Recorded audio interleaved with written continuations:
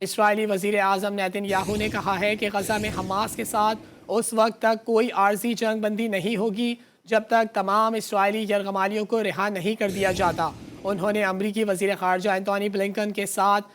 بات چیت کے بعد ٹیلی ویژن پر خطاب کیا، جس نے شہریوں کے تحفظ میں مدد کے لیے لڑائی میں انسانی بنیادوں پر توقف کا مطالبہ کیا ہے۔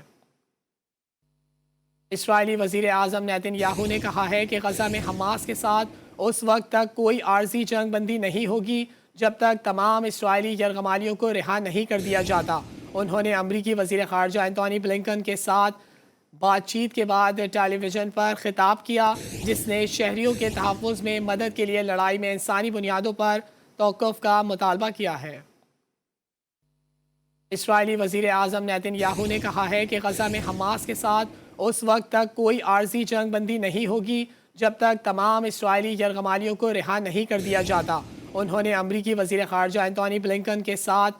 بات چیت کے بعد ٹیلی ویژن پر خطاب کیا، جس نے شہریوں کے تحفظ میں مدد کے لیے لڑائی میں انسانی بنیادوں پر توقف کا مطالبہ کیا ہے۔ اسرائیلی وزیر اعظم نیتن یاہو نے کہا ہے کہ غزہ میں حماس کے ساتھ اس وقت تک کوئی عارضی جنگ بندی نہیں ہوگی جب تک تمام اسرائیلی یرغمالیوں کو رہا نہیں کر دیا جاتا۔ انہوں نے امریکی وزیر خارجہ اینٹونی بلنکن کے ساتھ